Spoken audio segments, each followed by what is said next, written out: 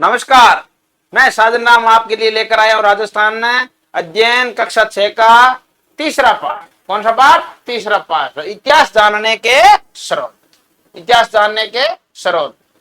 प्राचीन काल के इतिहास में अध्ययन हमें सभ्यता के क्रमिक विकास का ज्ञान देता है। इतिहास जानने से अनेक स्रोत है, मुख्यतः दो भागों में बांटा जाता है, पुरातात्विक और साहित्यिक स्रोत। कौन कौन से मुख्यतः कितने भागों में बांटा जाता है? दो भागों में। कितने भागों में? दो भागों में बांटा जाता है, पुरातात्विक और साहित्यिक स्रोत। पुरातात्विक स्रोत किन्हें कहा जाता है? प्राचीन काल में वे अवशेष जिन्हें हमें स्थान, घटनाओं, संदर्भों को समझने में सहयोग मिलता है, पुरातात्विक स्रोत कहलाते हैं। ये परिभाषा याद करना, पुरातात्विक स्रोत किसे कहते हैं? प्राचीन काल में वे अवशेष जिनसे हमें उस स्थान, उस घटना, उसके बारे में जानकारी मिलती है, उसे बोलते हैं पुरातात्विक स्रोत। ऐसे स्रोतों में अभिलेख क्या आते हैं? अभिलेख, मुद्रा, स्मारक, कलाकृतियां, उत्खनन से प्राप्त सामग्री आदि।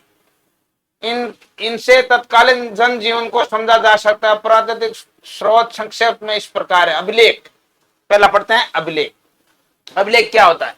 ये हमें शिलालेखों, पत्र की पट्टिकाओं, पाषाण शिलाओं, पत्र के बड़े बड़े खंडों, स्तंभों, भवनों, दीवार की गुफाओं की दीवारों, मूर्ति प्रतिमाओं, स्तूपों, मठों, तालाबों, खेतों में खड़ी शिलाओं, ताम्र पत्रों पर उत्कीर्ण किए हुए मिलते हैं।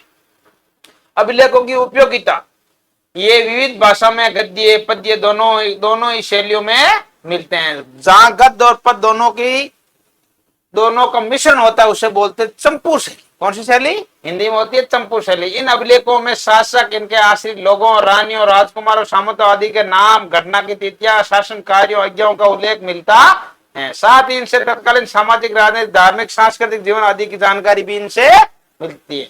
प्रशंसा में लिखे गए अभिलेखों क्या कहते हैं? प्रस्तुति। क्या कहते हैं? यदि किसी राजा की प्रस्तुति में लिखते हैं तो उसे प्रस्तुति काव्य भी कहा जाता है। तो प्रमुख अभिलेख जैसे नगरी अभिलेख, कंसवा अभिलेख, घटियाला अभिलेख, किराड़ू अभिलेख, नानसा, बरनाला स्तूप, स्तंभ लेख, सामोली शिलालेख आदि से राजस्थान की धार्मिक व्यवस्था, इनसे क्या मिलती है? धार्मिक व्यवस्था, यज्ञों के प्रकार, भूमि, द्रव्य दान, राजनीतिक सीमा आदि की जानकारी मिलती है। उदाहरण के स्वरूप घटियाली अभिलेख में प्रत्यारों और बिजौलों के शिलालेख देखो। घटियाला अभिलेख में प्रत्यारों और बिजौलिया शिलालेखों की जानकारी मिलती है। और चौहानों का इतिहास जानने के महत्वपूर्ण साधन भी क्या है? घटियाला अभिलेख। चिरवा के शिलालेख में राहुल समर सिंह के युग की जानकारी मिलती है। राहुल समर सिंह के युग की जानकारी कौन सा अभिलेख मिलती है? चिरवा के शिलालेख में मिलती है। तो गुर्जरों और बिजौलिया के अभिलेखों की जानकारी किन से मिलती है? घटियाला अभिलेख में। कौन से में? घटियाला में। नेक्स्ट पढ़ेंगे।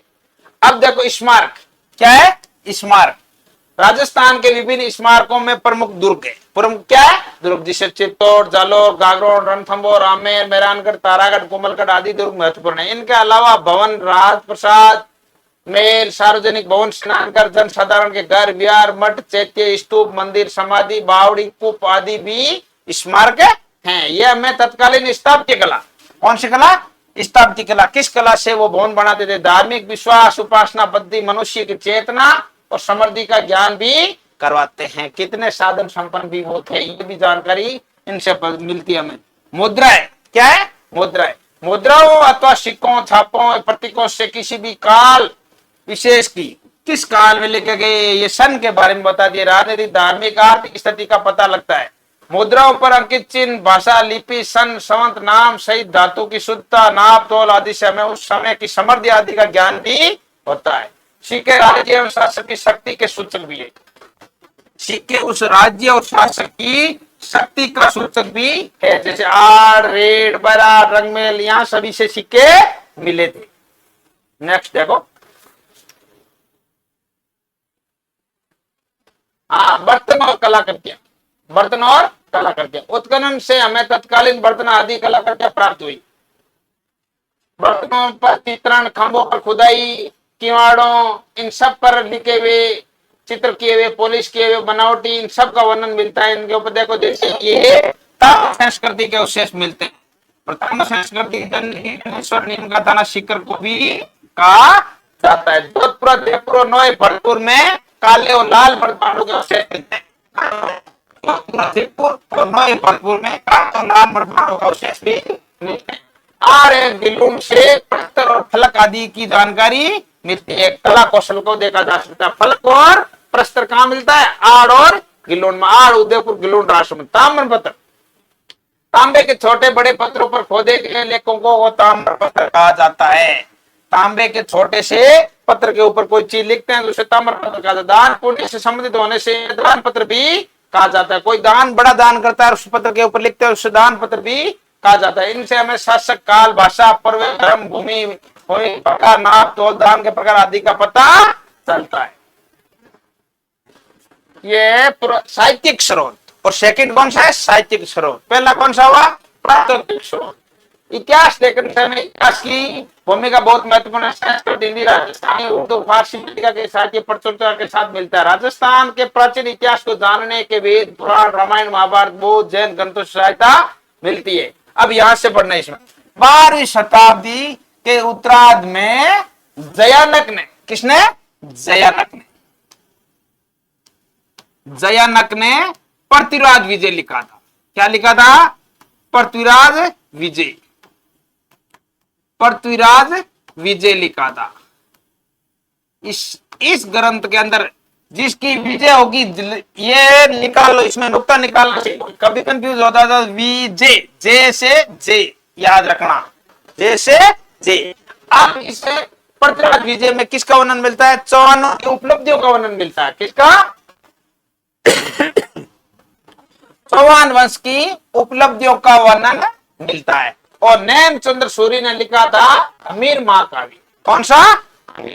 महाकाव्य। नैन चंद्र सूरी ने लिखा था अमीर महाकाव्य। इसमें चौहान वंश के इतिहास के साथ साथ अलाउद्दीन खिलजी की रणथंभौर विजय और उस समय की सामाजिक धार्मिक स्थिति की जानकारी भी मिलती है।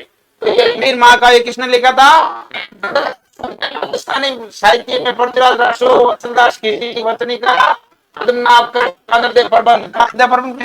पद्मनाभ की दयाल सिंह करते हैं। दयाल सिंह के द्वारा रचित दलपत विलास का द्वारा वचनी का आदि उल्लेखनीय।